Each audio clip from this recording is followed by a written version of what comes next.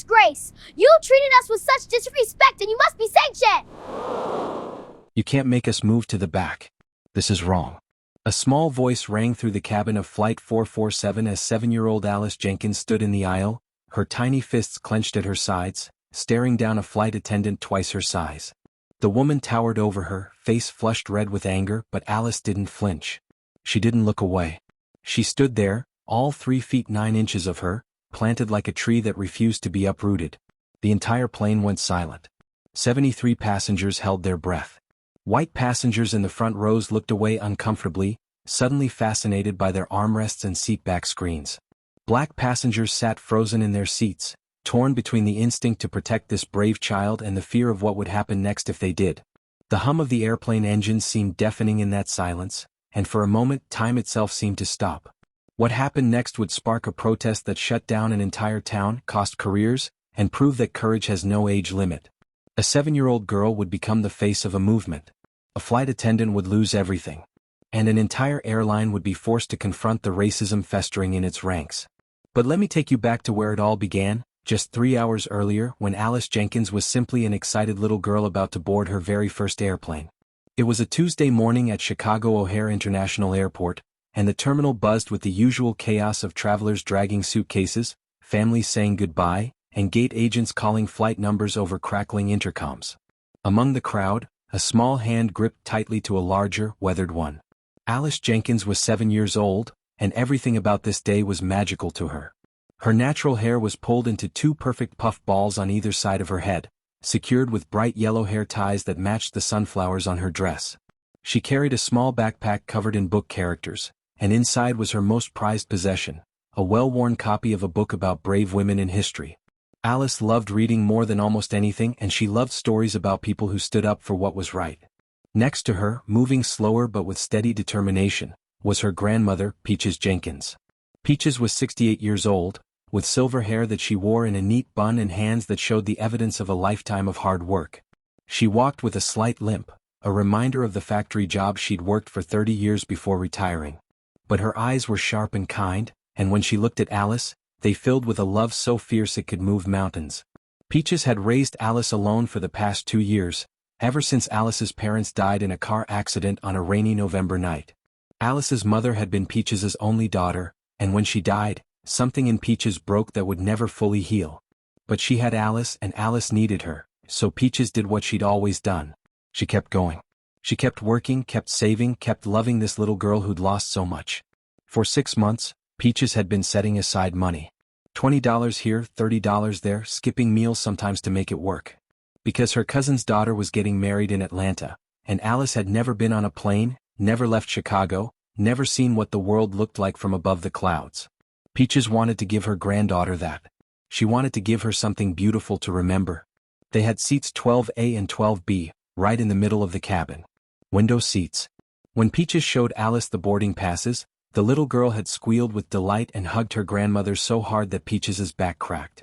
Now, as they walked down the jet bridge toward Flight 447, Alice practically vibrated with excitement. She asked questions non-stop. How high would they fly? Could you really see clouds up close? Would her ears pop like in the video she'd watched? Peaches answered each question patiently, smiling at her granddaughter's wonder, grateful that despite everything Alice had been through, she could still find joy in the world. They stepped onto the plane and Alice's eyes went wide. The cabin stretched before her, rows and rows of blue seats, overhead compartments, the small galley area where flight attendants prepared drinks. It smelled like recycled air and cleaning solution, but to Alice, it smelled like adventure. Peaches guided her down the aisle, checking seat numbers. 10D, 10E, 11A, 11B. They passed a couple settling into their seats, the man helping the woman with her carry-on bag. The woman caught Alice's eye and smiled warmly. Alice smiled back. Then there it was. Row 12. Seats A and B. The window seat. Alice climbed in carefully, pressing her face immediately against the small oval window. Outside, she could see baggage handlers loading suitcases, fuel trucks moving into position, other planes taxiing in the distance. Peaches settled into the aisle seat, storing their small bag in the overhead compartment with a soft grunt of effort. Her knees weren't what they used to be, but she managed. As Alice watched the ground crew work, other passengers continued boarding. Behind them, A woman in navy blue scrubs made her way down the aisle, moving slowly, exhaustion evident in every step.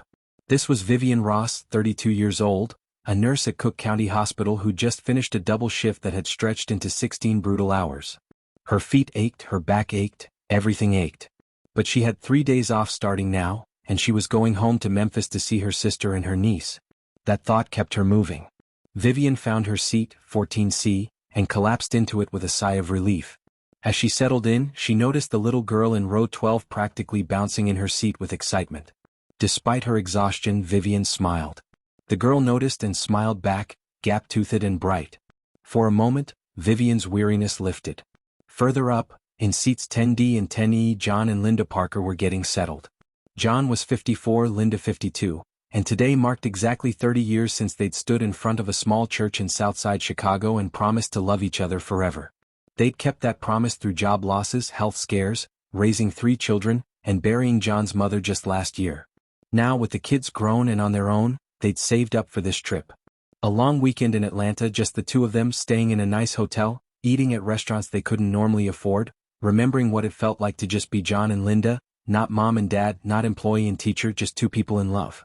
John held Linda's hand as they buckled their seatbelts, and she leaned her head on his shoulder. 30 years. They'd made it. In seat 8F, closer to the front, Levian Cross adjusted his tie for the 3rd time.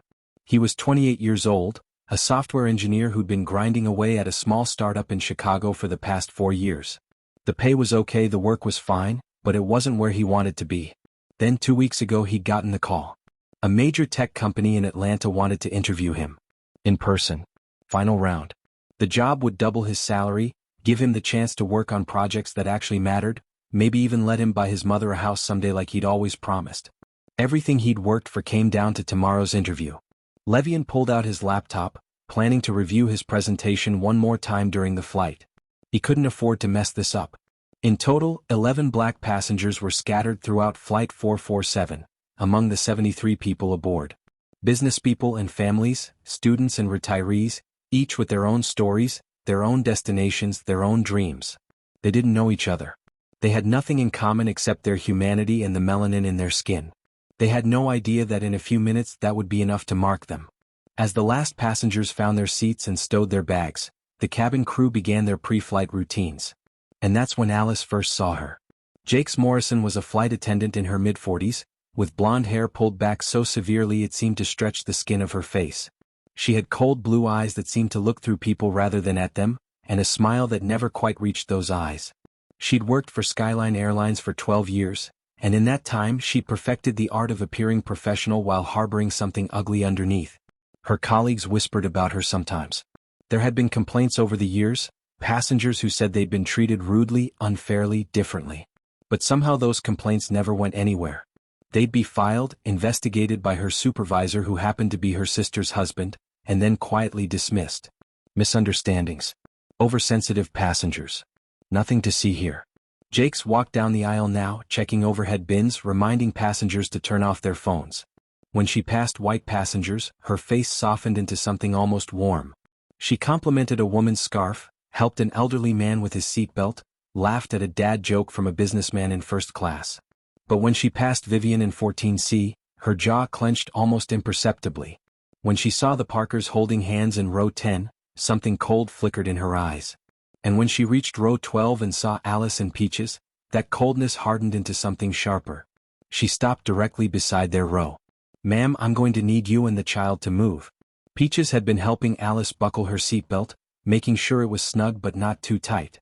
At the sound of Jakes's voice, she looked up, confusion crossing her face. "Excuse me? These are our assigned seats." Peaches held up their boarding passes, the seat numbers clearly printed. 12A and 12B.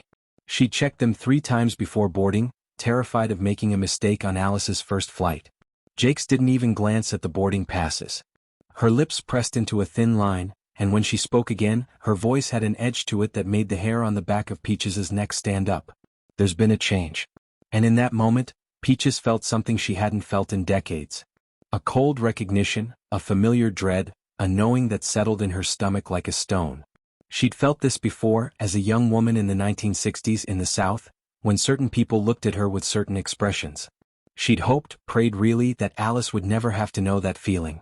But here it was, at 30,000 feet in the year of our Lord, proving that some poisons don't die, they just learn to hide better. Before we continue with what happened next, if you believe every child deserves to fly without fear, hit that subscribe button and turn on notifications. You won't believe what this 7-year-old does next. What would you have done if you were in Peach's position in that moment? Would you have questioned it, or would you have moved to avoid conflict? Drop your thoughts in the comments below, because this story is about to take a turn that nobody on that plane expected. Jakes stood there in the aisle, looking down at Peaches and Alice with an expression that could freeze water. She didn't blink. She didn't soften. And when she spoke again, her voice carried that practiced tone of authority that people use when they want to sound official but are really just wielding power for its own sake. We have a weight distribution issue. For safety reasons, all passengers in certain seats need to move to the rear of the plane. Weight distribution issue. The words sounded technical, official, like something out of a flight manual. The kind of phrase that makes you think maybe there's a real reason, maybe it's legitimate, maybe you're wrong to question it. But Peaches Jenkins had lived 68 years on this earth, and she'd learned to recognize a lie wrapped in professional language. She watched as Jakes moved past them, continuing down the aisle with a clipboard in hand, stopping at specific rows, tapping specific passengers on the shoulder. And Peaches noticed something that made her chest tighten and her hands grip the armrests until her knuckles went pale. Jakes stopped at seat 14C, where Vivian had finally gotten comfortable, where the exhausted nurse had just closed her eyes for a moment of peace after 16 hours of saving lives and wiping down hospital equipment and holding the hands of scared patients. Jakes tapped her shoulder with one perfectly manicured finger. "Ma'am, I need you to move to seat 28B in the rear of the aircraft." Weight distribution. Vivian opened her eyes, confused and disoriented. She'd been half asleep already, dreaming of her sister's cooking and her niece's laugh. Now she was being told to move? She looked around, trying to understand, trying to see if other passengers were being relocated too. Jakes didn't give her time to process. Her voice took on an edge, sharp and impatient. "Now please. We need to stay on schedule." Vivian unbuckled slowly, too tired to argue, too worn down from her shift to fight. She grabbed her small carry-on and made her way toward the back of the plane, confused and humiliated, feeling the eyes of other passengers on her as she walked. When she reached 28B, nearly at the very tail of the aircraft, she sank into the seat and felt something ugly settle in her stomach. Something about this didn't feel right. Jakes continued her march down the aisle. She stopped at row 10, where John and Linda Parker sat holding hands, where two people who'd loved each other for 30 years were simply trying to enjoy this one small anniversary trip. Jakes looked at them with those cold blue eyes and delivered her verdict without a trace of warmth. "Sir, ma'am, I need you both to relocate to seats 30A and 30B. Weight distribution purposes." Linda's face fell. John felt his jaw tighten. 30 years ago, on their wedding day, John had promised Linda that he would protect her, that he would make sure she was treated with dignity and respect. And here he was, being told to move to the back of the plane on their anniversary like it was 1955 all over again. But John had also learned something in his 54 years. He'd learned that sometimes fighting gets you nowhere but arrested or worse. He'd learned to pick his battles, to swallow his pride, to survive. He looked at Linda, saw the embarrassment in her eyes, and made a decision he would regret for the rest of his life. "Come on, honey. Let's just move." They gathered their things quietly, Linda blinking back tears, and walked to the very back row of the plane. The worst seats. The seats that don't recline. The seats right next to the bathroom where you hear every flush, every door slam. Their anniversary seats, given away to accommodate what? Weight distribution? Linda knew better. She'd been a schoolteacher for 27 years. She'd taught history. She taught her students about segregation, about Jim Crow, about how people used to be forced to the back of buses, to separate water fountains to different entrances. She taught them that those days were over. She'd been wrong. Up in seat 8F, Levian was reviewing his presentation notes when Jakes appeared beside him. He had his laptop open, his tie perfectly knotted, his mind focused on tomorrow's interview that could change everything. He barely noticed her at first. "Sir, I need you to move to seat 29A. Levian looked up, startled. He'd specifically chosen this seat because it had extra legroom, because he needed space to work, because this interview was too important to arrive tired and cramped. "I'm sorry, what?" "What?" "Weight distribution. Please gather your belongings." Levian looked around. The white businessman sitting directly across the aisle from him in 8E wasn't being asked to move. Neither was the white woman in 8D, or the white couple in row 7. Just him. His mind raced. He thought about arguing, about demanding an explanation, about asking to speak to the captain. But then he thought about the interview. About security delays. About missing his flight. About the job opportunity slipping through his fingers because he'd been labeled a difficult passenger. So Levian did what so many people do when faced with injustice and impossible choices. He complied. He closed his laptop, gathered his things, and moved to 29A, feeling his dream of buying his mother a house get just a little bit further away with each step toward the back of that plane. One by one, Jakes worked her way through the cabin. One by one, she tapped shoulders and pointed toward the rear. A young black college student heading home. A middle-aged black businessman. A black woman traveling with her teenage daughter. An elderly black man who needed a cane to walk. 11 black passengers total. All relocated. All sent to the back. And Peaches watched it all from row 12. She watched every single one of them be moved. She noticed which passengers Jakes approached and which ones she walked right past. She noticed that in row 11, right in front of her, a white family with 2 small children wasn't asked to move. She noticed that in row 13, right behind her, a white couple reading magazines wasn't disturbed. Only the black passengers. Only them. Peaches felt something she hadn't felt in decades. It was like being transported back in time, back to 1963, back to when she was a young woman in Birmingham and signs still said, "Whites only," and you knew your place and you stayed in it or you paid the price. She thought those days were dead and buried. She thought her granddaughter would grow up in a different world. The realization that she'd been wrong, that history was repeating itself at 35,000 feet in the year 2025, made her blood run cold. When Jake circled back to row 12, clipboard in hand and that awful fake professional expression on her face, Peaches was ready. "Ma'am, as I said, you and the child need to move to the rear of the aircraft." Peaches looked up at this woman, this flight attendant with her pressed uniform and her authority and her barely concealed contempt, and spoke in a voice that was quiet but carried the weight of decades. "This isn't about weight distribution. You're only moving black folks." The words hung in the air like a grenade with the pin pulled. Several passengers nearby stopped what they were doing. A white woman in row 11 looked up from her phone. A white man across the aisle froze with his hand on his seatbelt. Jakes's face hardened instantly. The mask of professionalism cracked just enough to show what was underneath, and what was underneath was ugly. "Ma'am, I don't appreciate your tone. This is a safety matter. If you don't comply, I will have you removed from this flight." Her voice had risen now, loud enough for half the cabin to hear. It was a performance, a show of dominance, a reminder of who had power here and who didn't. Peaches felt Alice's small hand slip into hers, squeezing tight. She felt her granddaughter trembling slightly, and something in Peaches's heart cracked. This child had already lost so much. Her parents, her home, her sense of security. And now, on what was supposed to be a magical day, her first plane ride, she was learning another cruel lesson about the world. Around them, other passengers were starting to notice. Some white passengers looked uncomfortable, their faces showing that they recognized something wrong was happening but weren't sure what to do about it. A woman in row 9 whispered to her husband. A businessman in first class frowned and shifted in his seat. But most people did what people usually do when confronted with injustice that doesn't directly affect them. They looked away. They pretended to be absorbed in their phones, their magazines, their conversations. They told themselves it wasn't their business. They convinced themselves there must be a good reason. They chose comfort over courage. A few passengers, though, kept watching. They pulled out their phones, not obviously but discreetly. They started recording, capturing this moment, this interaction, sensing that something significant was happening even if they didn't fully understand it yet. Alice had been watching everything with those wide, intelligent eyes of hers. She'd seen Vivian being moved. She'd seen the Parkers walking to the back, Linda wiping her eyes. She'd seen Levian gathering his laptop and his dreams and relocating to the rear. She'd heard Jakes's threat to remove her grandmother from the plane. And she'd been thinking. 7-year-old Alice Jenkins, who loved reading and learning and stories about brave people, had been connecting dots in her mind. She'd learned about Rosa Parks just 2 months ago in school.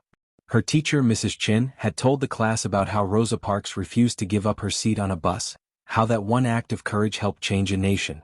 Mrs. Chin had said that what made Rosa Parks brave wasn't that she was fearless, but that she was afraid and did the right thing anyway. Alice was definitely afraid. Her heart was pounding. Her hands were sweaty. But she was also angry, in the pure, uncomplicated way that children get angry when they see something fundamentally unfair. Jakes reached for Peaches's arm, preparing to physically escort her from her seat. And that's when Alice stood up. She was tiny, this little girl with puff balls in her hair and sunflowers on her dress. Standing up in her seat, she was barely eye level with Jakes's shoulder. But she stood as tall as she could, and her voice, when she spoke, was clear and strong. My teacher says Rosa Parks didn't move to the back of the bus. She says that was brave. Why do we have to move when those people don't? Alice pointed at the white family in row 11. Then at the white couple in row 13. Then at all the white passengers scattered throughout the front and middle of the plane who hadn't been asked to relocate at all. The cabin went completely silent.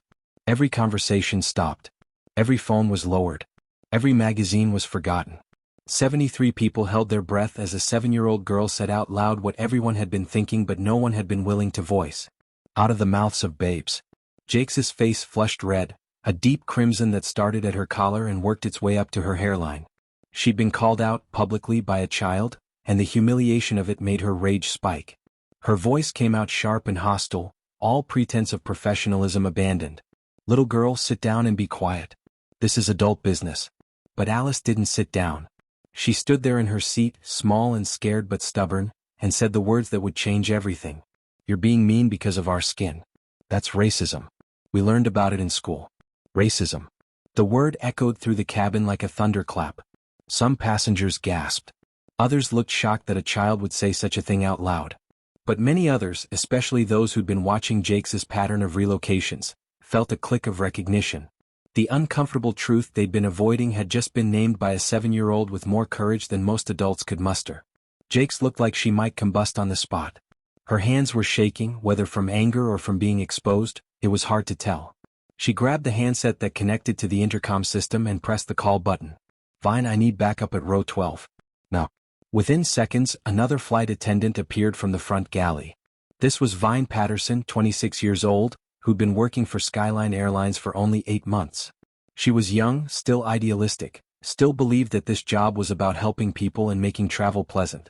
She'd heard stories about Jakes, whispers in the break room about complaints and incidents, but she'd never witnessed anything firsthand. Until now. Vine approached row 12 and immediately felt the tension. She saw Jakes's red face, saw the small girl standing in her seat, saw the elderly woman gripping her granddaughter's hand, saw the eyes of dozens of passengers watching the scene unfold. Jakes turned to Vine, and when she spoke, she raised her voice deliberately, performing for the entire cabin, making sure everyone could hear. We have passengers refusing to comply with safety regulations. I'm going to have to call the captain and have them removed from the aircraft. The threat hung in the air. Removed from the flight. Left at the gate. Possibly arrested. Definitely humiliated. Their trip ruined. Alice's first plane ride ending before it began. Peaches felt panic rising in her chest. She'd spent 6 months saving for this trip. They had a wedding to get to. They couldn't afford another flight. But more than that, she couldn't bear the thought of Alice being dragged off a plane by security, couldn't stomach the idea of her granddaughter being traumatized again, of learning that standing up for what's right gets you punished. But before Peaches could speak, before she could decide whether to comply or resist, another voice rang out from the back of the plane. This is discrimination.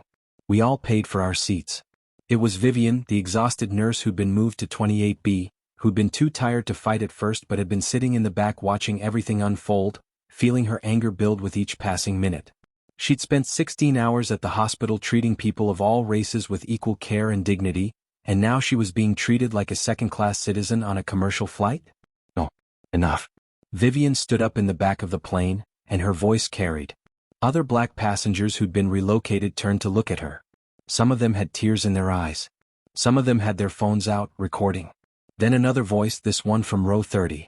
I'm a retired federal employee. This is a violation of civil rights. John Parker was standing now too. He'd regretted complying the moment he'd sat down in the back row. He'd seen the look on Linda's face, the disappointment and hurt, and he'd felt like he'd failed her. Failed their 30-year promise to stand together. But here was a second chance.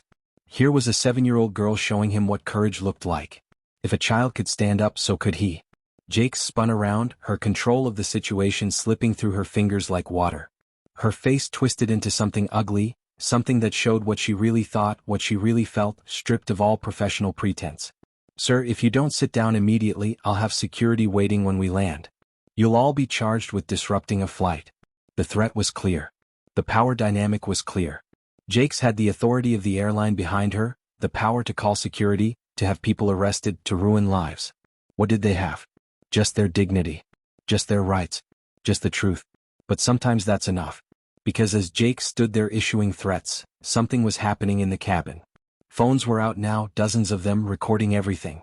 Passengers were whispering to each other, pointing out the pattern they'd all witnessed. The White family in row 11 started talking quietly, the father shaking his head in disgust. The businessman in first class put down his drink and leaned forward, paying attention. And Alice, small brave Alice, still stood in her seat, tears streaming down her face now but her voice steady. You're being mean. It's wrong to be mean. Out of the mouths of babes indeed. If this story is making your blood boil and you want to see how these passengers fight back, make sure you hit that subscribe button right now, because what happens next will restore your faith in humanity. What would you do if you witnessed this happening on your flight? Would you speak up? Would you record it? Would you stay silent, or something else? Tell me in the comments, because I want to know where you stand when it comes to doing what's right. The black passengers didn't move. Let me say that again because it's important. After all the threats, after all the intimidation, after being told they'd be arrested and charged with disrupting a flight, after Jakes Morrison stood there wielding her authority like a weapon, the black passengers on Flight 447 made a collective decision. They didn't move. Vivian stayed standing in the back, in seat 28B where she'd been forced to relocate. John Parker remained on his feet in row 30, Linda beside him now, both of them holding hands like they had on their wedding day 30 years ago.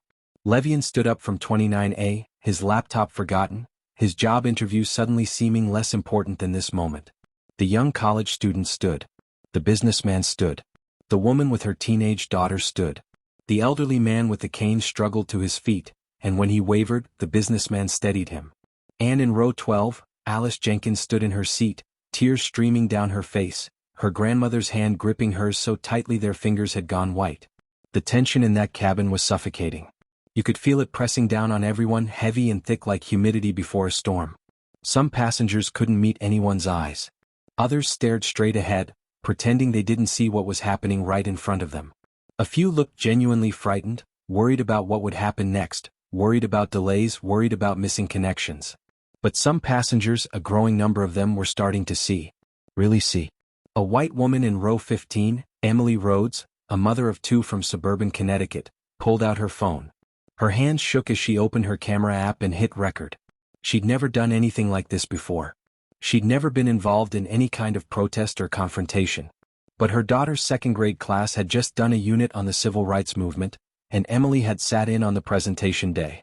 She'd watched her daughter give a speech about Ruby Bridges, the 6-year-old who'd integrated an all-white school in New Orleans. Emily remembered crying at that presentation, thinking how brave that little girl had been, how courageous those parents were. And now here was another little girl standing up to injustice, and Emily Rhodes decided she wasn't going to be the person who just watched and did nothing. She recorded. In row 7, Marcus Webb, a white college professor heading to a conference in Atlanta, did the same thing. He taught sociology, specialized in racial inequality in America, had written papers about systemic discrimination and implicit bias.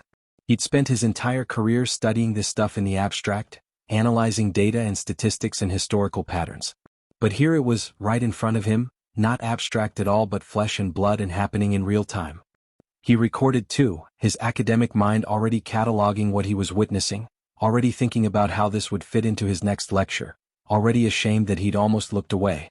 More phones came out. A teenage boy in row 18. A businessman in row 5.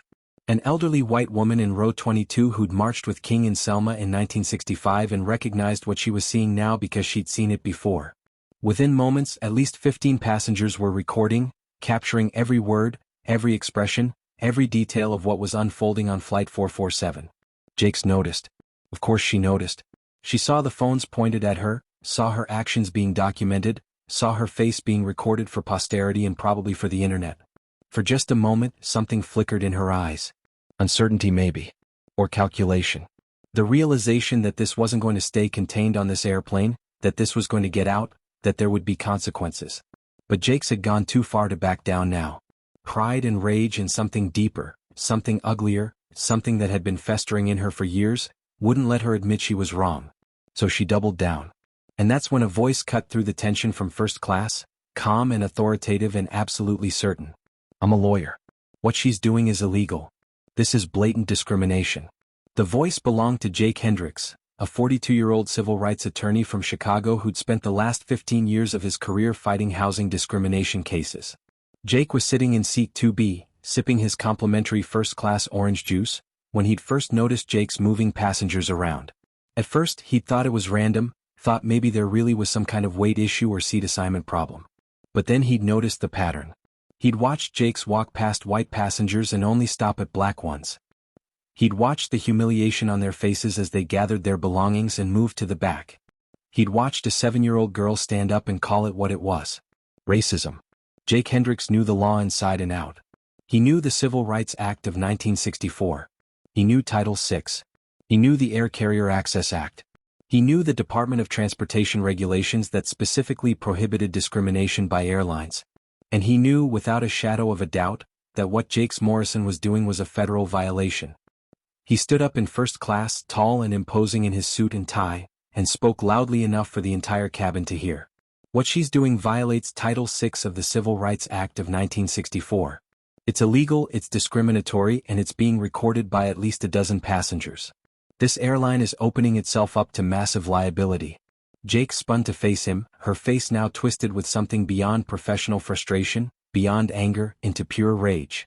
The mask had completely fallen away.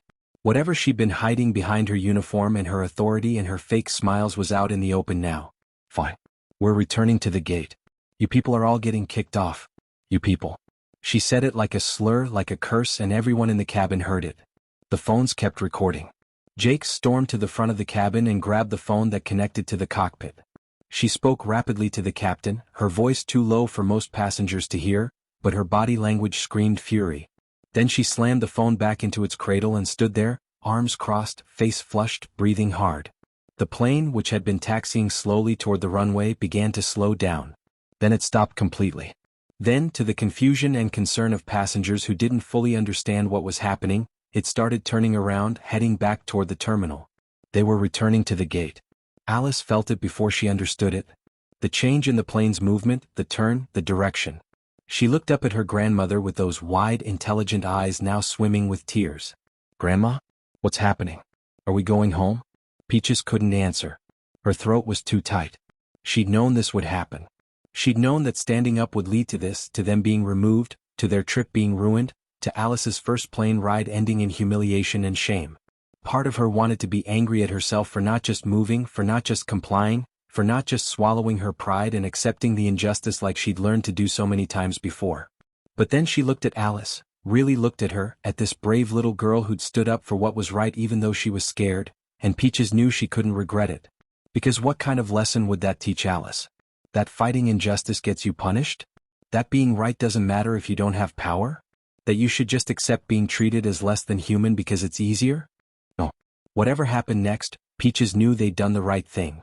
But Alice was crying now, really crying, and it broke Peaches' heart. These weren't tears of fear. They were tears of pure, child frustration, the kind of crying that happens when the world makes no sense and adults are being unfair and nothing is the way it should be. Why does she hate us, Grandma? We didn't do anything wrong. We just wanted to go to the wedding. We just wanted to sit in our seats. Why is she so mean? What did we do? The questions tumbled out between sobs, and Peaches pulled Alice close, letting her granddaughter cry into her shoulder, feeling the little body shake with the unfairness of it all. Around them, other passengers looked away, uncomfortable, some of them finally feeling the weight of what they'd allowed to happen. The plane continued its slow journey back to the gate. Inside the cabin you could hear everything. The hum of the engines. Alice's crying. The uncomfortable shifting of passengers in their seats. The ding of phones as people sent texts and emails, already sharing what they'd witnessed. Then the intercom crackled to life. "Ladies and gentlemen, this is your captain speaking." The voice was male, middle-aged, and completely devoid of warmth. It carried the professional detachment of someone who'd made announcements 1,000 times and saw passengers as cargo to be transported rather than people to be served. "We're experiencing a delay due to passenger non-compliance. We'll be returning to the gate momentarily. Please remain in your seats with your seatbelts fastened." That was it. No explanation. No acknowledgement of what had actually happened. Just passenger non-compliance, as if the black passengers were being unreasonable, as if they were the problem, as if their refusal to accept discrimination was the same as someone refusing to turn off their phone or put their bag in the overhead bin. The black passengers felt their hearts sink. This was it. They were going to be removed. They were going to be escorted off the plane by security, probably in handcuffs, definitely in humiliation, while other passengers watched and filmed and thanked God it wasn't them. Their trip was over. Their money wasted. Their dignity stripped. Vivian thought about her sister waiting in Memphis, about the niece she hadn't seen in 6 months. John thought about the anniversary hotel reservation they'd saved for, the nice dinners they'd planned. Levian thought about the interview tomorrow, about the job opportunity slipping away, about calling his mother and telling her he wouldn't be buying her that house after all. Alice thought about the wedding, about the flower girl dress hanging in her closet at home, about disappointing her grandmother. They'd stood up for what was right and they were going to pay the price for it. But then something unexpected happened. Jake Hendricks, the lawyer in first class, wasn't done. He'd been on his phone during the captain's announcement, rapidly typing, sending messages to his firm, to colleagues, to the media contacts he'd developed over 15 years of civil rights work. But now he put his phone down, unbuckled his seatbelt and stood up. His voice rang out, clear and authoritative and absolutely furious. Captain, the only non-compliance here is from your flight attendant violating federal anti-discrimination laws. I'm an attorney, and I'm prepared to file a formal complaint with the Department of Transportation before this plane reaches the gate. What's happening on this aircraft is illegal, it's being documented by multiple passengers, and if you proceed with removing these passengers, you and this airline will face a lawsuit that will make national news. The cabin went silent again. Jake stared at Jake with pure hatred. Some passengers looked shocked that someone was challenging the captain. Others looked relieved that someone was finally saying what needed to be said. And then another person stood up. Linda Chin was sitting in first class, seat 3A, a 48-year-old executive vice president at a major marketing firm. She was Chinese American, had immigrated to the United States when she was 5, and had spent her entire childhood being told to keep her head down, don't make waves, work hard and you'll be accepted. She'd followed that advice. She'd succeeded. She'd made money, gained power, earned respect. But sitting in first class, drinking complimentary champagne while watching black passengers being moved to the back of the plane? That was too much. That violated everything her parents had taught her about why America was supposed to be different, why they'd left everything behind to come here. Linda stood up, her voice shaking but determined. I'm not flying on an airline that allows this. This is disgusting. I want off this plane and I'll be calling every news outlet I know to tell them what I witnessed. She pulled out her phone and right there in first class she started recording a video speaking directly to the camera. My name is Linda Chin, and I'm on Skyline Airlines Flight 447 from Chicago to Atlanta. I just watched a flight attendant force every single black passenger on this plane to move to the back. I watched a 7-year-old girl stand up and call it racism and she was right. I will never fly this airline again and neither should you. She posted it before she'd even finished speaking. Within seconds it was live on social media. And then more people stood up. A teenage white girl in row 14, maybe 16 years old, with tears streaming down her face, stood up. Her voice cracked when she spoke, but she spoke anyway. My mom died last year. Before she died, she told me the most important thing in life was to stand up to bullies. She said if you see someone being hurt and you do nothing, you're part of the problem. This is bullying. This is wrong. An elderly white couple in row 8 stood together, holding hands, the husband speaking in a voice roughened by age but steady with conviction. We remember when this country was segregated. We thought those days were over. We were wrong.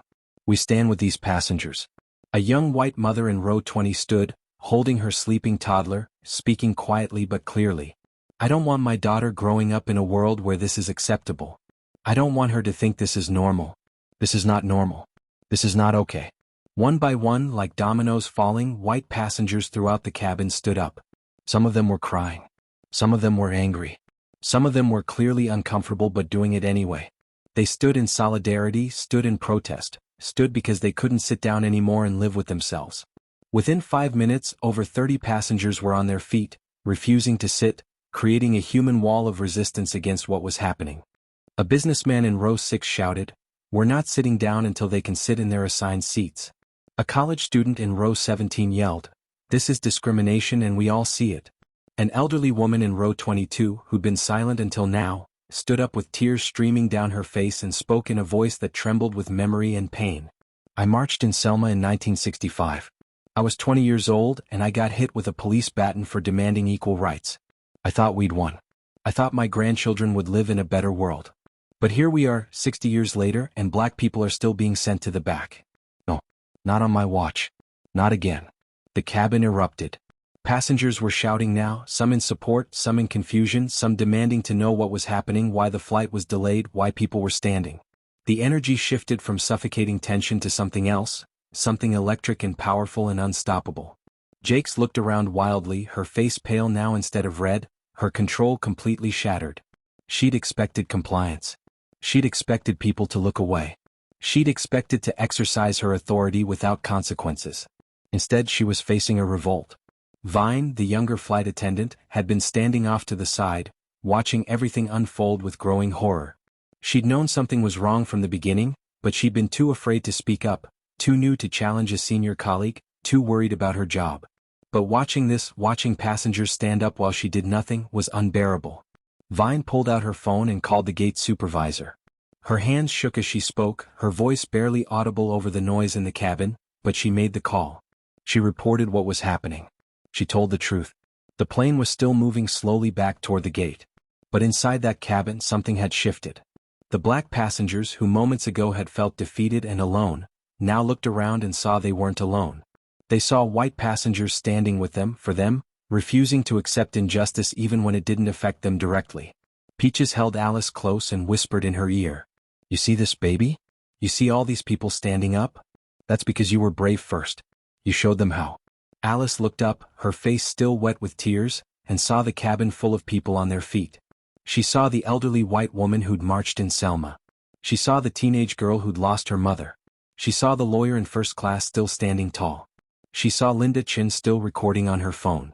And for the first time since this nightmare began, Alice felt something other than fear and frustration. She felt hope.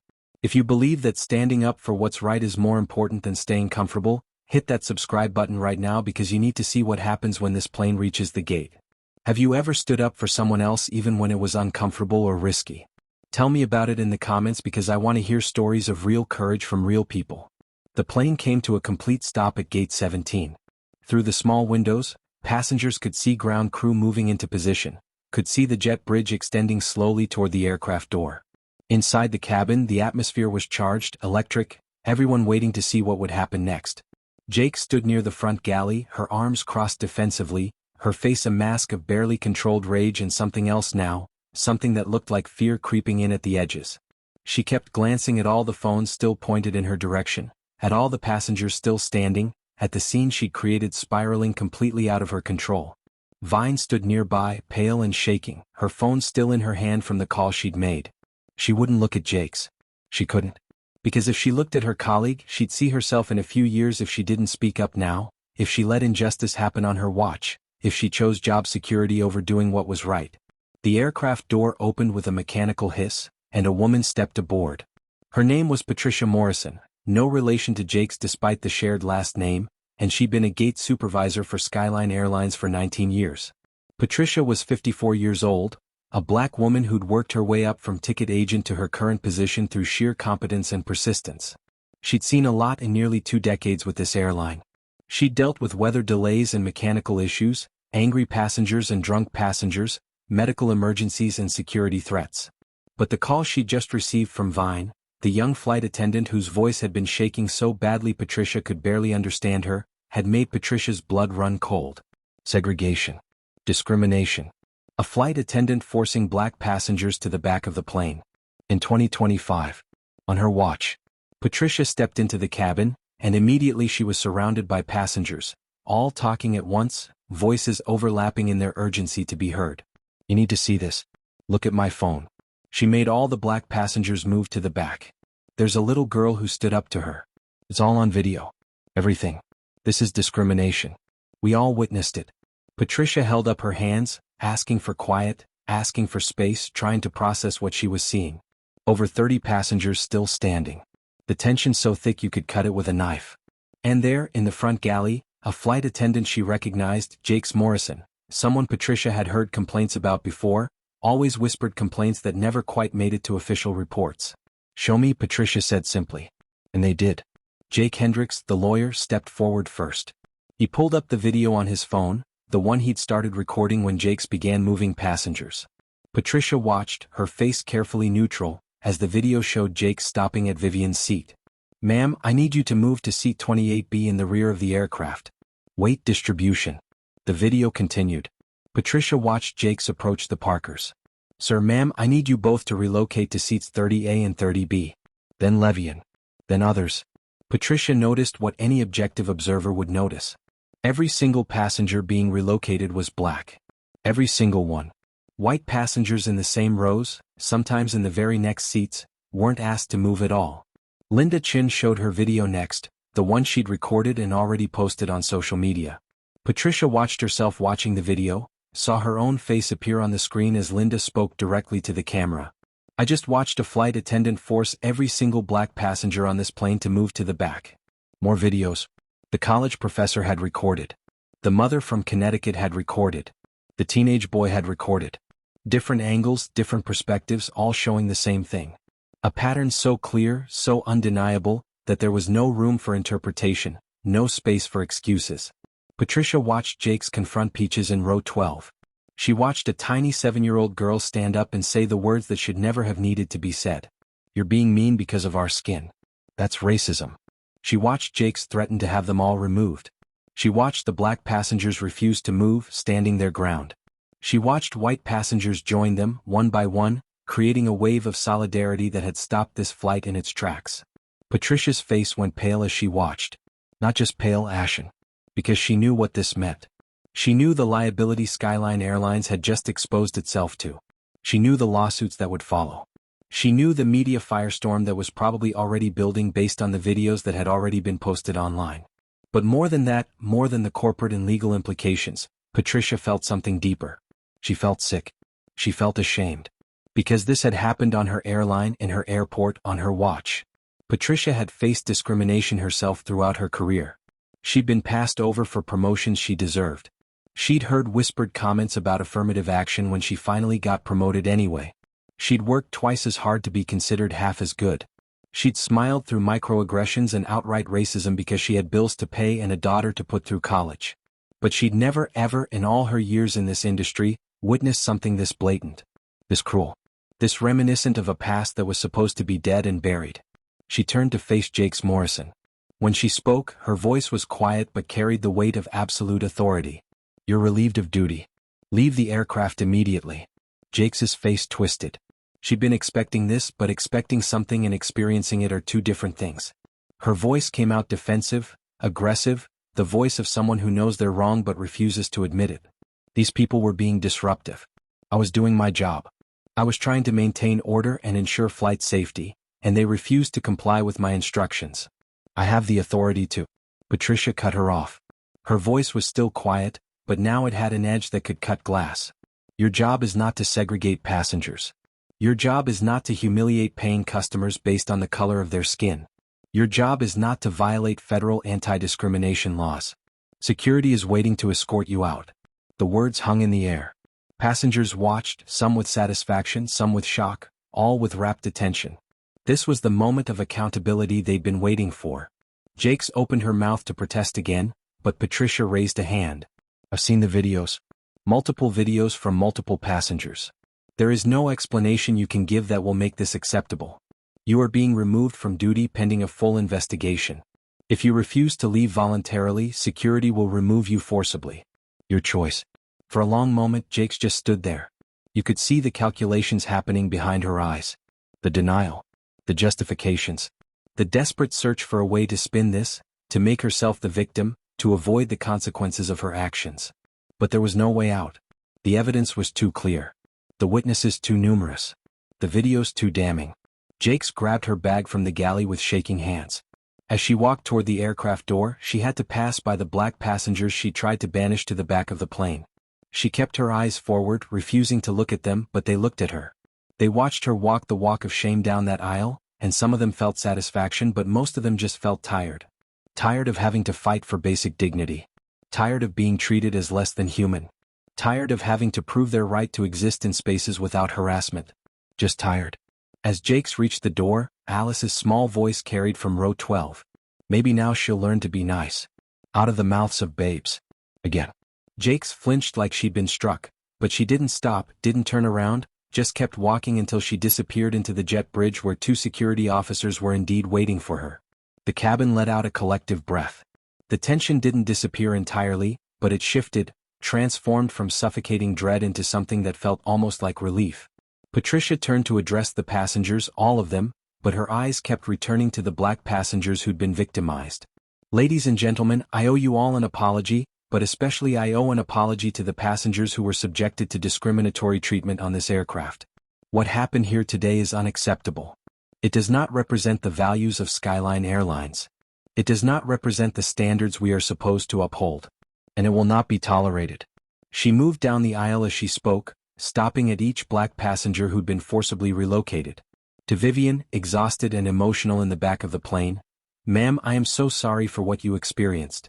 You will receive a full refund for your ticket, travel vouchers for future flights, and you have my personal assurance that this incident will be fully investigated." To the Parkers, still holding hands in row 30, "Sir, ma'am, on your anniversary no less. I cannot apologize enough. Full refunds, travel vouchers, and if you'll allow me, I'd like to arrange for an upgrade to first class on your return flight. You deserve so much better than this." To Levian, who'd been pulled from his seat before the most important interview of his life, "Sir, I understand you have an important appointment in Atlanta. I will personally ensure that this delay doesn't impact your plans. Full refund, travel vouchers, and a letter from Skyline Airlines explaining the delay if you need it for your meeting." One by one, Patricia apologized to each black passenger. She looked them in the eyes. She acknowledged their pain. She didn't make excuses or try to minimize what had happened.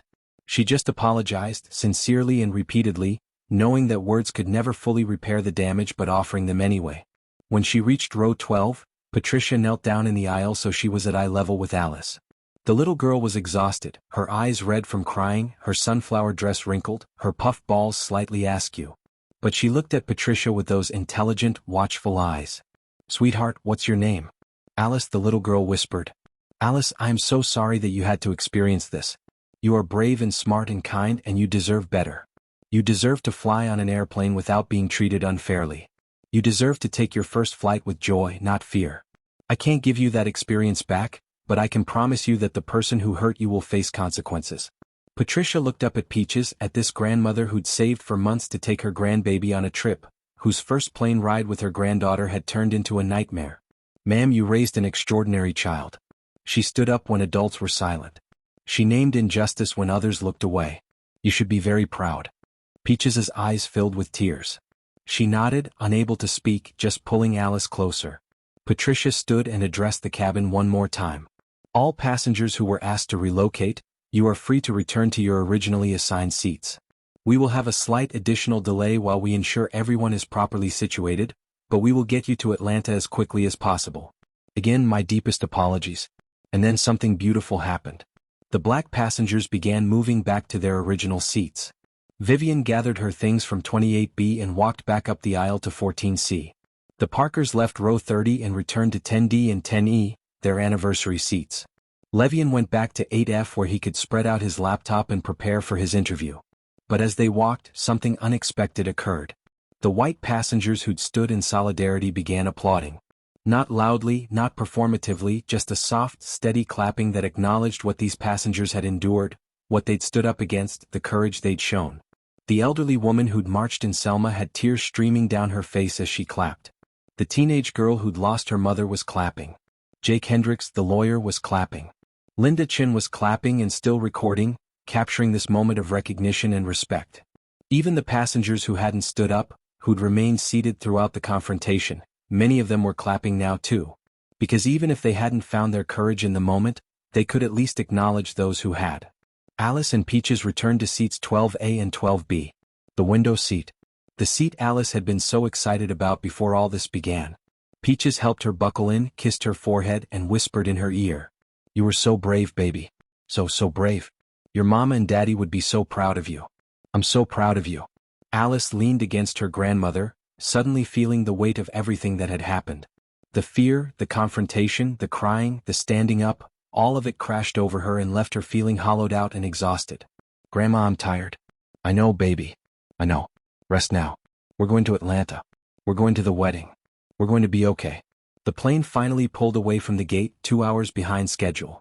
Patricia had stayed aboard to personally ensure the departure went smoothly, that no further issues arose, that the remaining crew treated every passenger with dignity and respect. She stood in the galley as the plane taxied toward the runway, watching these passengers who'd been through so much, making sure they were okay. Vine, the young flight attendant, approached Patricia quietly. I should have spoken up sooner. I knew it was wrong, but I was afraid. Patricia looked at this young woman, 26 years old, still learning how to navigate a career in an industry that often values compliance over conscience. You spoke up when it mattered. You made the call that brought me here. That took courage too. Vine nodded, but she didn't look comforted. She looked like someone who'd learned a hard lesson about the cost of silence and wouldn't forget it. The plane lifted into the air, finally climbing above Chicago, above the clouds into the clear blue sky. Through her window, Alice watched the city get smaller and smaller, watched the buildings become toys and the cars become ants. Despite everything, despite the trauma of the past few hours, there was still wonder in her eyes. Because children are resilient like that. They can experience terrible things and still find beauty. They can be hurt and still hope. They can cry and still smile. The seatbelt sign dinged off. Passengers began moving around the cabin, stretching, visiting the restroom, settling in for the flight. And then something else beautiful happened. One by one, passengers began approaching row 12. Vivian came first. She knelt in the aisle beside Alice's seat, and she was holding something. A small brown teddy bear, soft and well-loved, wearing a tiny nurse's uniform. Alice, honey, I was bringing this bear to my niece in Memphis. She's 7 years old too, just like you. But I want you to have it. Because you were braver today than most adults I know. Alice took the bear, hugging it to her chest, her eyes wide. But your niece will understand. And I'll get her another one. This one belongs to you. John Parker came next, Linda beside him. John extended his hand to Alice and she shook it solemnly, her small hand disappearing in his larger one. Young lady, I'm a retired federal employee. I worked for the government for 30 years. And in all that time, I never saw courage like I saw from you today. You reminded me what courage looks like. You reminded me who I'm supposed to be. Thank you. Linda leaned down and whispered to Alice, we're not going to forget this. We're not going to forget you. Happy anniversary to us, right? We got to witness something extraordinary. The college professor, Marcus Webb, came by with a book. It was a children's book about Rosa Parks, brand new, purchased from the airport bookstore during the delay. I teach about civil rights, but you lived it today. You are going to change the world, Alice Jenkins. I just know it. More passengers came. The elderly woman from Selma. The teenage girl. The mother with the toddler. Even some of the white passengers who hadn't stood up but had witnessed everything and felt changed by it came to say something, to acknowledge this small girl who'd shown them what real courage looked like. But Alice, wise beyond her 7 years, exhausted from the day and overwhelmed by the attention, said something that would be captured in one of the phone videos still recording and would later go viral alongside all the other footage from Flight 447. I just said what was true. Lying is wrong. Being mean is wrong. My grandma taught me that. Simple words. Child's words. But containing a truth so fundamental that the adults around her felt humbled by it. The flight continued. Drinks were served. Snacks were distributed. The cabin settled into the normal rhythms of air travel.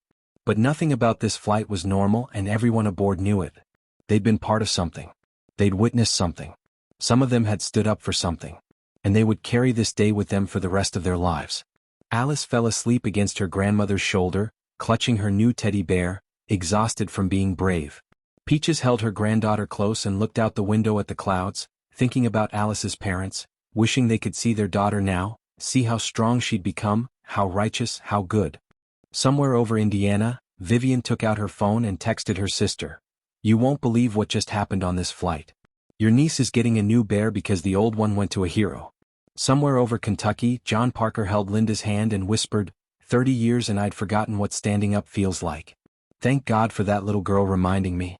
Somewhere over Tennessee, Levian reviewed his presentation notes but kept thinking about the interview tomorrow, wondering if he should mention what happened, wondering if this experience had changed what he wanted to say about who he was and what he stood for. If this story is giving you chills and you want to see how Alice's bravery sparks a movement that changes everything, smash that subscribe button right now because the next part will blow your mind. Have you ever had a child teach you something important about courage or standing up for what's right? Share your story in the comments because I know Alice isn't the only brave kid out there. Flight 447 landed in Atlanta at 4:47 p.m., 2 hours and 13 minutes behind schedule. Alice and Peaches made it to the wedding.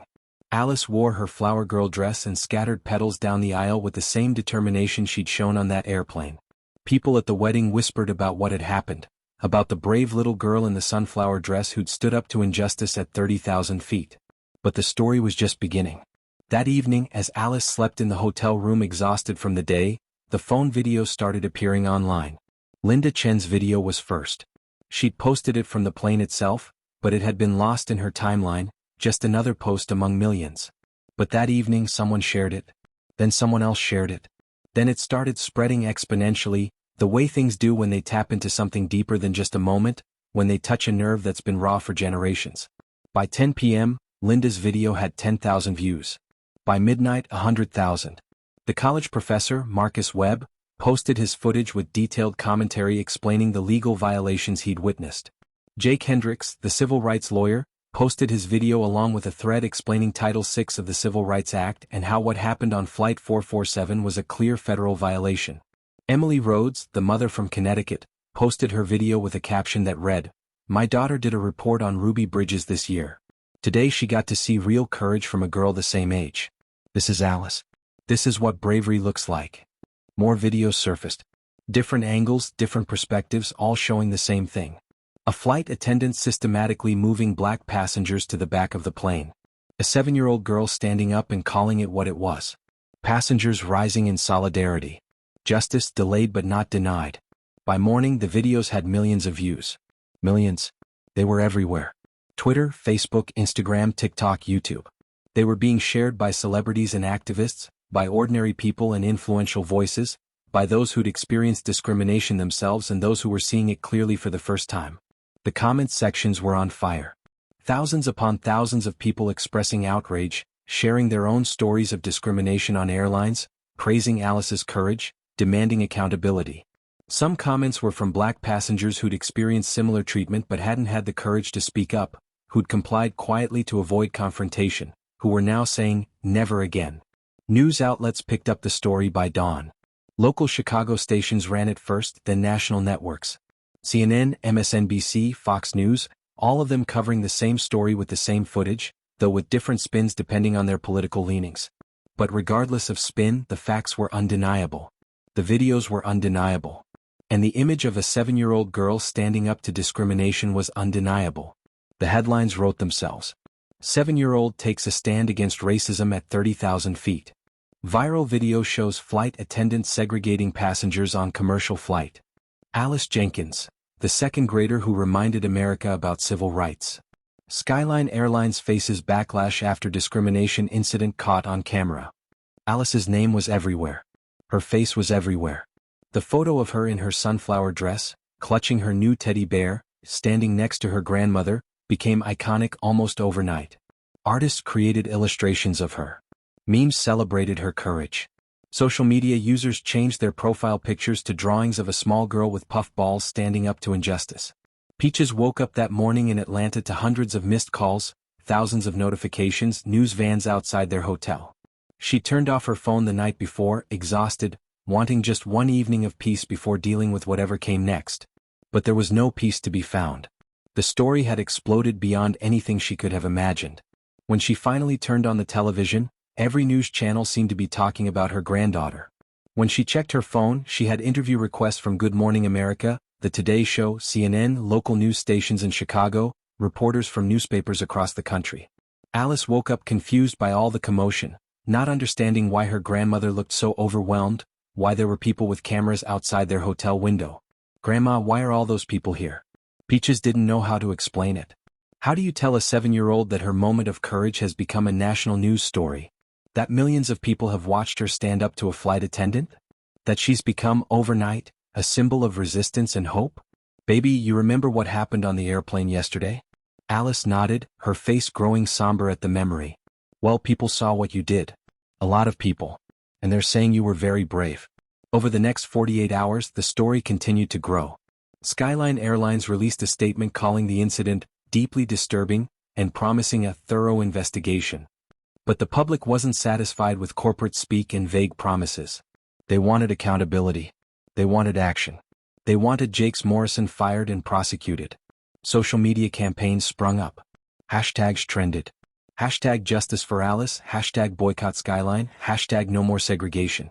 People posted about their own experiences with discrimination in air travel, creating a flood of stories that revealed this wasn't an isolated incident but part of a larger pattern across the industry.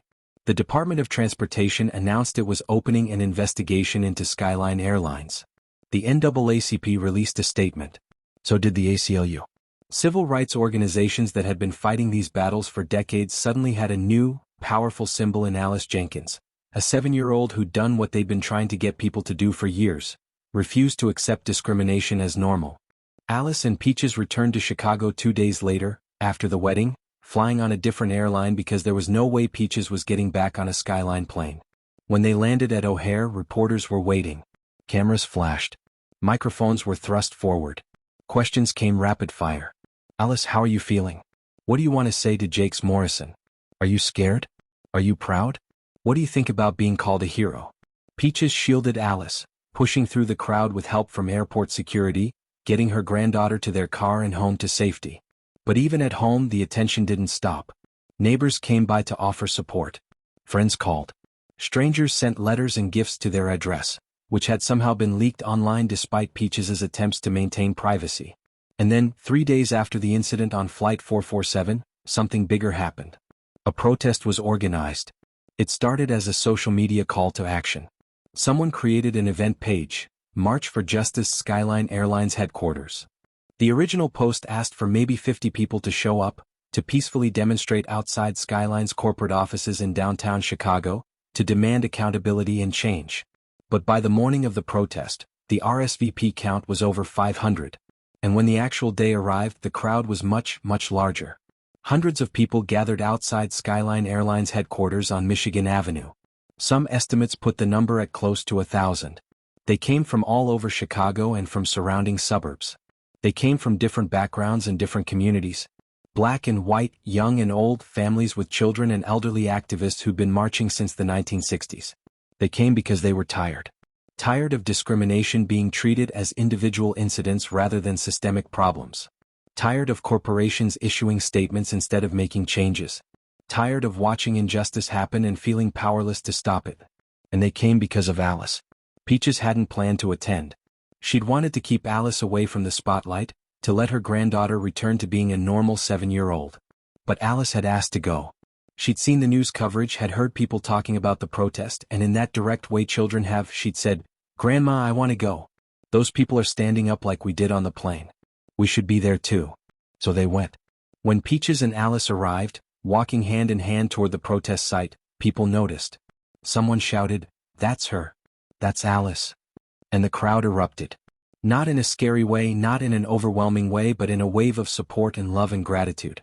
People started clapping, the same way passengers had clapped on the plane when the black passengers returned to their seats. Alice walked through the crowd with her grandmother, and people reached out to touch her shoulder, to thank her, to tell her she was brave.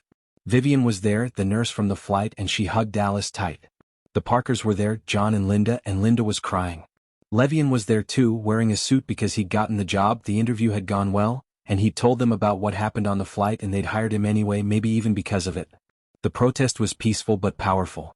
People carried signs, hand-painted and professionally printed, expressing their demands and their anger and their hope. Fire Jakes Morrison. No more discrimination in the skies. Listen to Alice. Black passengers deserve dignity. Segregation is not protocol. Alice Jenkins, 7 years old and braver than most adults. Local civil rights leaders spoke through megaphones, their voices carrying across the crowd and echoing off the glass and steel of downtown Chicago. They talked about the history of segregation in America, about how it never really died but just evolved, put on a business suit and learned to smile while maintaining the same old hierarchies and exclusions. They talked about the courage of one little girl and how it had exposed something ugly that many people preferred to ignore. The protest shut down 3 city blocks for 6 hours. Michigan Avenue, one of the busiest streets in Chicago, came to a standstill. Traffic was rerouted.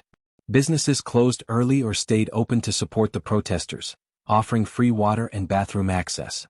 Street vendors gave away food. A local church opened its doors for anyone who needed to rest. News helicopters circled overhead, broadcasting live footage of the massive crowd. The aerial shots were stunning. Hundreds of people, packed together, unified in purpose, demanding justice for what had happened on Flight 447 and for the countless similar incidents that had happened before and since. Inside Skyline Airlines headquarters, executives watched from their windows. They saw the crowd, heard the chants, understood that this wasn't going away. They held emergency meetings, consulted with lawyers, calculated the financial and reputational cost of this incident. The stock price had already dropped. Customers were canceling flights and requesting refunds. Other airlines were using the incident in their marketing, subtly positioning themselves as more inclusive alternatives. The pressure was mounting from all sides. Federal investigators, media scrutiny, public outrage, and now a massive protest literally on their doorstep. Something had to give. That evening, as the protest was winding down and people were beginning to disperse, Skyline Airlines released a new statement. Not vague corporate speak this time, but something more concrete, forced out by the pressure of public accountability. Jakes Morrison had been terminated. Effective immediately. Her employment with Skyline Airlines was over. But the statement went further. An internal review, conducted hastily under pressure, had uncovered something damning.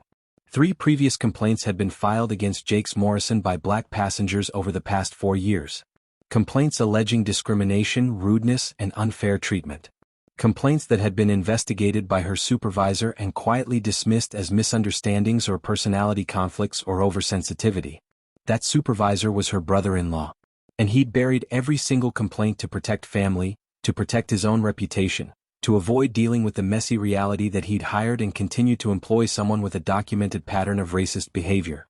He was fired too. The announcement sparked another wave of outrage. 3 complaints buried. 3 opportunities to stop this before it reached Alice and Peaches and all the other passengers on Flight 447. 3 times the system had failed because people in power chose protection over accountability. Jakes Morrison, facing termination and a federal investigation, released a statement through her lawyer. It was everything you'd expect from someone trying to avoid responsibility while appearing apologetic. She claimed she'd been following airline protocol. She insisted there was no discriminatory intent. She said she was sorry if anyone was offended but maintained she'd done nothing wrong. It was a non-apology wrapped in legal language, the kind of statement that admits nothing while trying to avoid prosecution. The public saw through it immediately. The evidence was too clear. The videos too damning. The pattern too obvious. Legal experts weighed in on television, explaining that claiming to follow protocol wasn't a defense against discrimination. That intent matters less than impact. That what Jakes had done was, unquestionably, illegal under federal civil rights law. The airline industry is highly regulated, and discrimination is explicitly prohibited. Jakes Morrison would never work as a flight attendant again.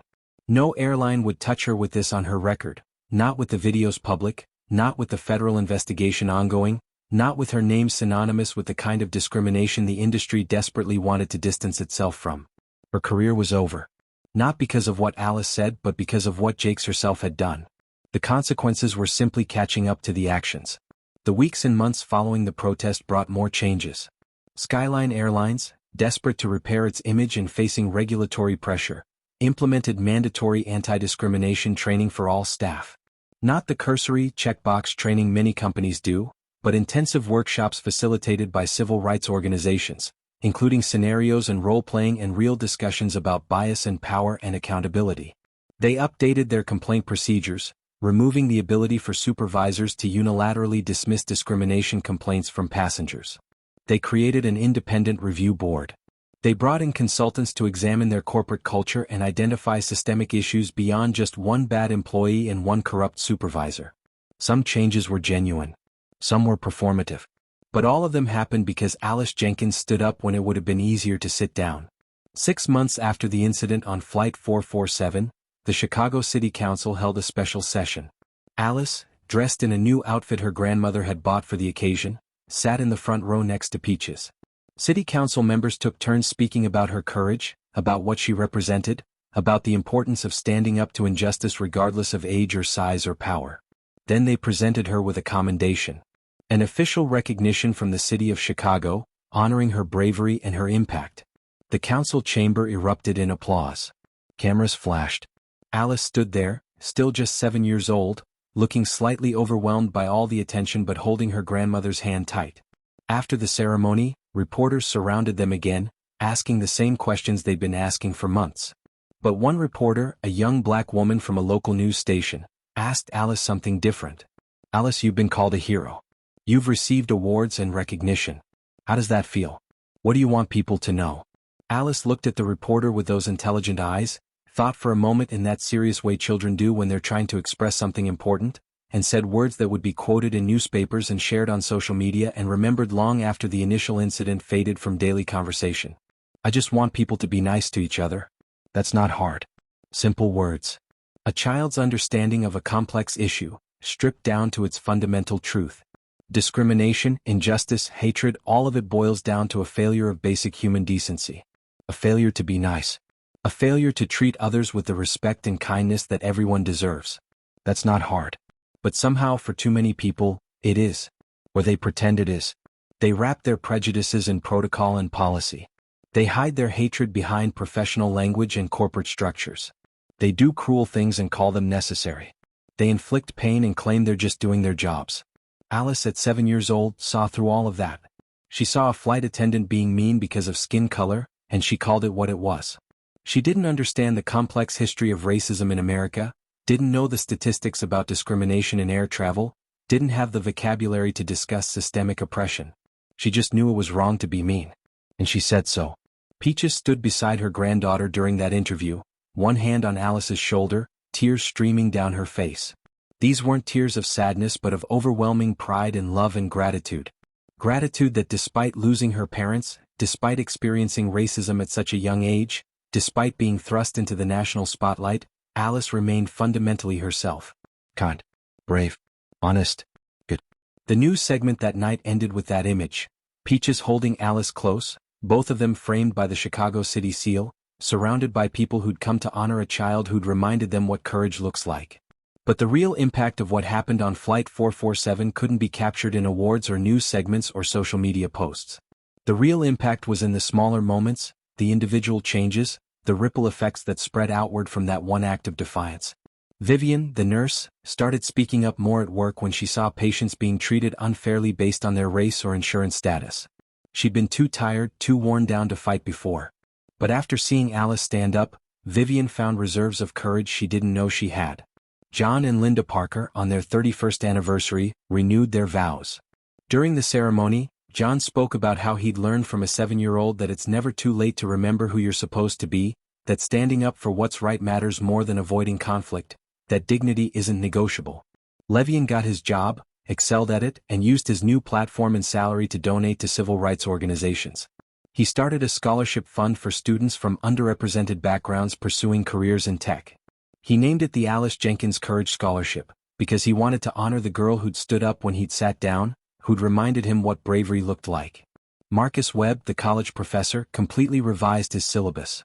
He added a unit on contemporary civil rights struggles, using the Flight 447 incident as a case study. He showed his students the videos, facilitated discussions about discrimination in modern America, about the courage to speak truth to power, about the role of allies and witnesses. Hundreds of his students over the years would learn about Alice Jenkins, would watch a 7-year-old girl stand in an airplane aisle and refuse to be moved to the back, would be inspired to find their own courage in their own moments of injustice. Jake Hendricks, the civil rights lawyer, took on 3 new cases of airline discrimination pro bono, inspired by what he'd witnessed. He won all 3. Linda Chin used her platform as a marketing executive to push her company to examine its own practices around diversity and inclusion. She became the person in meetings who asked uncomfortable questions, who pointed out bias, who refused to let issues be swept under the rug. She thought about Alice every time she spoke up. Emily Rhodes, the mother from Connecticut, had harder conversations with her children about racism and privilege and what it means to be an ally. She stopped teaching them to be colorblind and started teaching them to see color, to see injustice, to see their own role in either perpetuating or fighting systems of oppression. She wanted her kids to be like Alice, brave enough to name what's wrong even when adults are silent. And the other passengers, the ones who'd stood up in solidarity, carried that moment with them too. They'd learned something about themselves, about their capacity for courage, about the power of collective action. Many of them became more active, more engaged, more willing to speak up when they witnessed injustice. Because that's the thing about courage. It's contagious. When one person stands up, it becomes easier for others to stand too. When one voice speaks truth, others find their voices. When one 7-year-old girl refuses to accept injustice, she gives permission to everyone watching to do the same. Sometimes the smallest voices carry the loudest truth. Alice Jenkins didn't set out to be a hero that day when she boarded Flight 447 with her grandmother. She just wanted to go to a wedding. She just wanted to sit in her window seat and watch the clouds. She just wanted her first airplane ride to be magical. Instead, she got something else. She got discrimination and cruelty. She got a flight attendant who tried to send her to the back of the plane because of her skin color. She got a lesson about the ugly persistence of racism in America that no 7-year-old should have to learn. But Alice didn't accept it. She didn't stay quiet. She didn't comply. She stood up, even though she was scared, even though the adult with authority was telling her to sit down and be quiet, even though it would have been so much easier to just move and avoid the conflict. She stood up and said the truth. You're being mean because of our skin. That's racism. And in doing so, she reminded a nation that courage doesn't require age, size, or power. It just requires a clear sense of what's right and the willingness to say it out loud. Because in the end, standing up doesn't always mean standing out. Sometimes it just means standing firm. Standing in your truth. Standing in your dignity. Standing in your humanity and refusing to let anyone tell you that you're less than, that you belong in the back, that you should accept injustice quietly. Alice stood firm. And because she did, hundreds of people on that plane and millions more watching the videos found the courage to stand with her. Policies changed. Careers ended. Systems were examined. Conversations happened. Progress, however incremental, was made. All because a 7-year-old girl knew that being mean is wrong, and she wasn't afraid to say so. Today, Alice is back to being a mostly normal kid. She goes to school, reads her books, plays with her friends. The media attention has faded. The news cycle has moved on to other stories, other outrages, other moments. But people remember. The passengers from Flight 447 remember. The people who marched outside Skyline headquarters remember. The students in Marcus Webb's classes remember. The clients Jake Hendricks represents remember. And Alice remembers too. She remembers being scared. She remembers standing up anyway. She remembers her grandmother's hand holding hers. She remembers that sometimes doing the right thing is hard, but that doesn't make it less right. Peaches still has the teddy bear Vivian gave Alice that day, preserved now in a memory box along with the newspaper clippings and the city commendation and the letters people sent from around the world. She looks at these items sometimes and thinks about that day, about how her granddaughter's first plane ride became a moment that changed not just their lives but rippled outward to touch thousands of others. And she thinks about Alice's parents, her daughter and son-in-law who didn't get to see their baby girl grow into this brave, remarkable person. She thinks about how proud they would be. How they would have stood up too, taught Alice the same lessons Peaches has been teaching her. Be kind, be brave, be true. That's not hard. Except sometimes it is. Sometimes being kind means standing up to meanness. Sometimes being brave means being scared and doing it anyway. Sometimes being true means speaking an uncomfortable truth that others want to ignore. Alice did all of that at 7 years old. She showed us what's possible when we refuse to accept injustice as normal. She showed us that change starts with someone, somewhere saying, "No, this is wrong," and refusing to back down. She showed us that heroes come in all sizes, that courage has no age requirement, that the smallest voice can speak the loudest truth. And she showed us that at its core, fighting for justice is really just about one simple thing. Being nice to each other. That's not hard. We just have to choose to do it. If this story moved you, if Alice's courage inspired you, if you believe that we all have a responsibility to stand up against injustice, then subscribe to this channel right now because there are more stories like this that need to be told, more voices that need to be heard, more moments of courage that deserve to be celebrated. What would you have done in Alice's shoes? If you'd been 7 years old on that plane, would you have stood up or stayed quiet? If you'd been Peaches, how would you have handled it? And if you'd been one of the other passengers, would you have been among the first to stand in solidarity or would you have stayed seated? Share your honest thoughts below. No judgment, just truth. Because only by examining ourselves can we prepare to be better when our own moment comes.